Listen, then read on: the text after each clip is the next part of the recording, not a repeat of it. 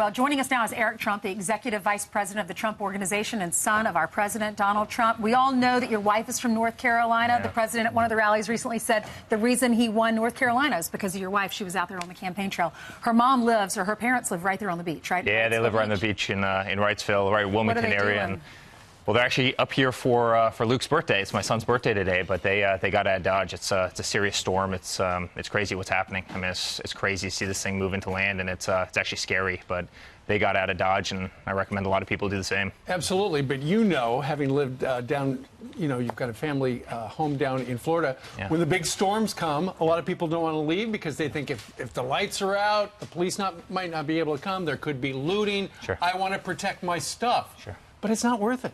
No, it's not worth it. And honestly, the government's done an unbelievable job. They were on this days and days and days ago. I mean, it's been a 24-hour, and I've seen it personally, job for them. It's all they've been talking about. And, you know, they're as prepared as you can possibly be. Now, these storms are catastrophic, but they're as prepared as they can possibly be, which is really nice to see. We're going to have the FEMA director, the administrator, with us just about 20 minutes from right now. Yeah. Your dad had the press conference yesterday in the Oval Office. I was watching that. And then he also, it looked like it was almost like a PSA. He was out in the Rose Garden with a message to the country. So he's definitely doing a good job. The governors, I know he's been in talks with the governors. All of them. Those governors getting people out quickly, well in advance of the storm, was extremely Something important. the president is paying close attention to this morning. He's been tweeting about it, but also we're just a few weeks away from the midterm elections. Politics not stopping. And Democrat Maxine Waters, she's been warned by Democratic leaders, calm down the talk about going after the president, going after his cabinet at restaurants. But she is not heeding that call. They say, Maxine, please don't say impeachment anymore. And when they say that, I say impeachment, impeachment, impeachment, impeachment. I had a conversation here today when someone asked, but what about Pence? If you were able to impeach, Pence will be worse. And I said, look, one at a time. You're not going down, and we'll be ready for Pence. We'll get him too. If you cut that into a 30-second spot ahead of the midterms, would it turn out more Democrats or Republicans? No, definitely Republicans. I mean, definitely Republicans. They see that people are sick and tired of this nonsense. You see Joe Scarborough yesterday, he said that the president was worse than 9/11, where you had 3,000 innocent Americans die. You have her say impeach, impeach, impeach. I mean, what is their message right now? They don't have a message. The economy is the best it's ever been. Unemployment's the lowest it's ever been. GDP is growing the fastest it's ever growing. Manufacturing is coming back to this country. Our stock market's at all-time highs. 401ks are at all-time highs. And this is their message. That's what they're taking to the poll. I mean, that's not going to win. The anti-law enforcement, high taxes, and the elimination of plastic straws, that is not a message that's going to win come November, I'm telling you. Sure, but you know, the other side from you, what they're talking about is, look, between the Bob Woodward book and this anonymous person, the administration is in chaos. Although, if the administration is in chaos, they sure are getting a lot done. But don't you think people look through the fact that you can write a sensational nonsense book? CNN will definitely have you on there because they love to trash the president. It'll mean you sell 3 extra books, you make 3 extra shekels. I mean, at the behest of the American people, at the behest of our country, and a president that's doing a phenomenal job by every quantifiable metric. I mean, is that really where we are? And, you know, I think people read through this. Yeah, but I know people read through this. But I think people are shocked that somebody in the administration, supposedly, would talk to the New York Times and say, look, you know, the president doesn't know what he's doing, but thankfully I'm in my job doing what I'm not supposed to do. Yeah, they're cowards. Many of these people are holdover people.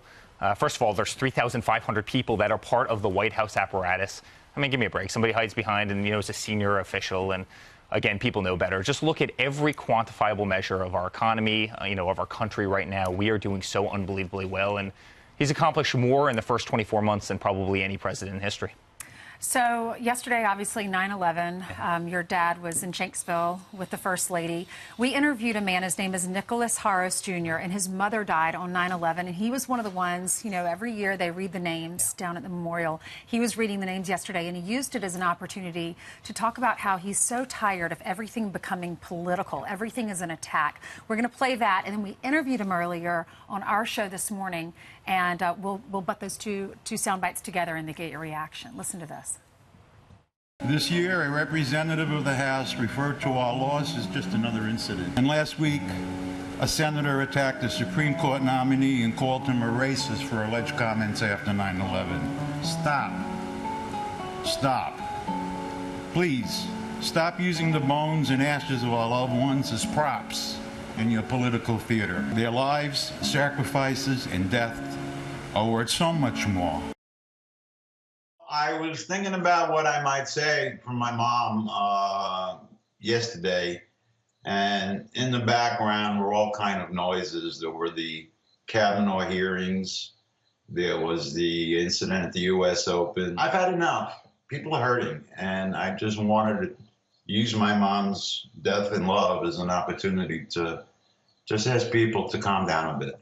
Eric, clearly a supporter of your dad's. You see the hat, Keep America Great. What are your thoughts? Oh, I thought it was beautiful. I was actually watching TV when he did that meeting, totally impromptu, and I thought it was beautiful. I think it's spot on. I mean, people don't like the lunacy anymore. People don't like the hysteria. There are sacred things in society, whether they be children, whether they be 9/11, whether they be our great heroes, the 348 roughly firefighters who lost their lives that day running into a building, knowing that they were probably going to perish, trying to save lives, you know, the greatest heroes of all.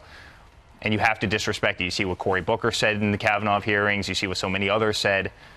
Stop. He's right. You have to stop. There has to be limits.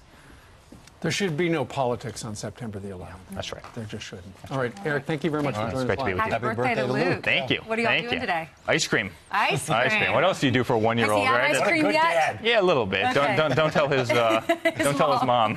I'm sure she's not watching this right now. Thanks for coming in. Thank you. Congratulations. Thank you. I know your life changed Thank you. a lot a year ago.